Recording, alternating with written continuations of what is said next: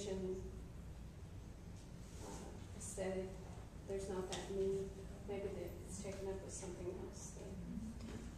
Well, I was thinking I can't remember who was referencing something historical, cultural, because maybe it was when you were talking, that I think there's something about this moment in time as well, because I think there's so much alienation, and that that consumption becomes a way to feel connected or to take care of yourself, because the connections that have typically been in place for us are less likely to be in place.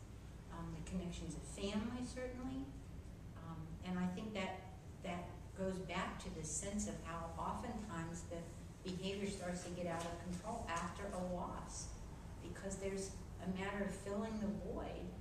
That I think there are probably, who knows, maybe millions of people living alone with their stuff, who would really, on some level, prefer to be connected to other people, but don't find it easy to reach, or don't feel somebody's extending a hand in their direction, or whatever. Yeah, relating with that idea of solitude now, as well as space and the forest painting, I wonder what y'all think about the more recent phenomenon of digital hoarding, where it's not object-based, but maybe someone is putting 500 pictures of last night's party on Facebook and stuff like that, where there's just a constant amassing of images or saved emails where there's no end to the space. Right. Because it's all online. Oh my God. Terrible news. There's enough space to just go on. Oh no. I just want to mention that when I first started learning about the word hoarding and I searched for it on the internet, what I got the majority of hits on Google were for people who were hoarding domain names. They were like just like storing up domain names in hopes, I don't know, for whatever reason, in hopes that somebody like Sony would buy them, or you might need them. You might need them. You might need to have a website with that domain name. You know, I was going to respond to her, but did you want to? I was just thinking about Facebook, and actually, I'm not on Facebook. I'm an alien.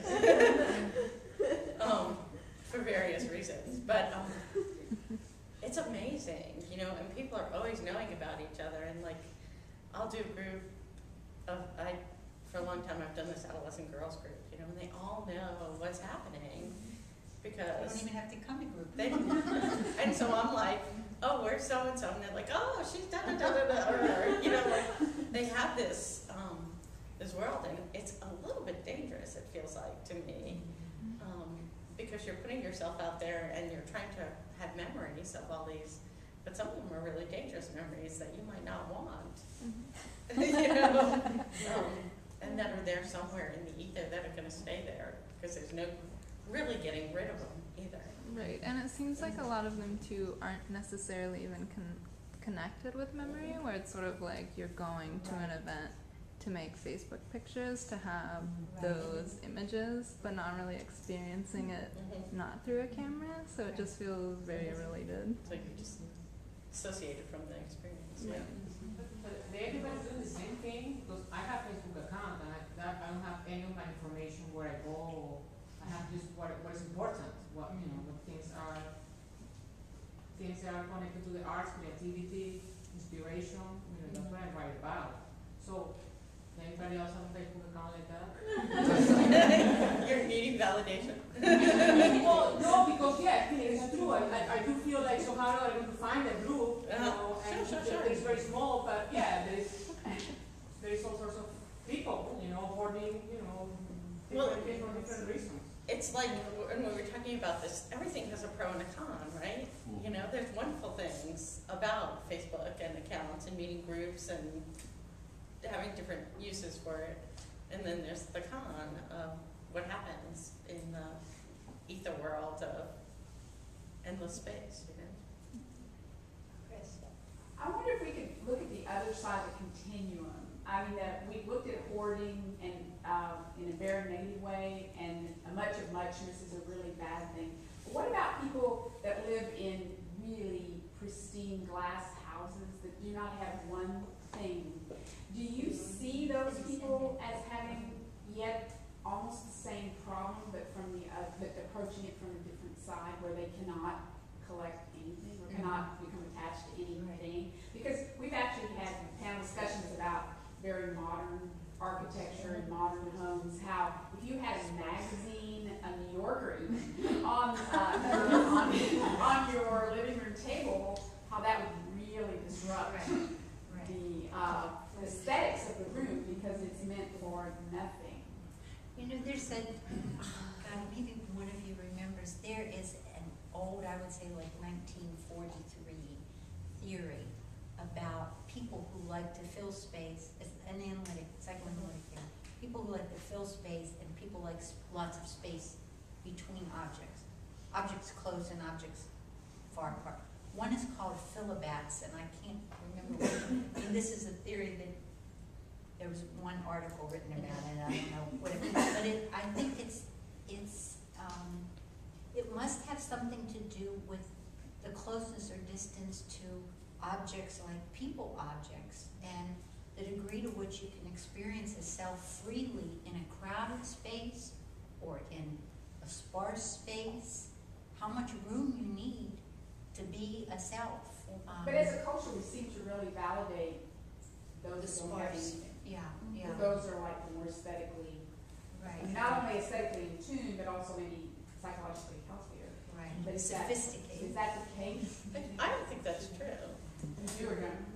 I don't think that we value sparseness as, you know, like, there's the middle, you know, that's the hope, right?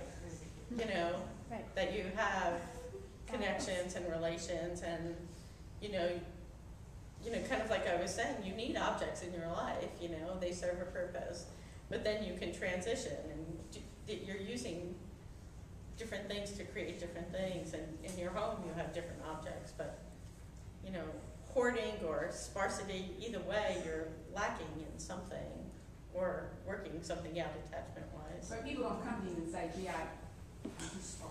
But they do because they say, I'm feeling empty, I'm not having relationships, you know. Yeah. You know. I think the curious thing is that both living in a minimalist environment and being a hoarder are sort of indicative of what is classified in psychology as the same disorder, which is obsessive compulsiveness. You know, like the sort of need to have everything neat versus the need to have way too much things around you.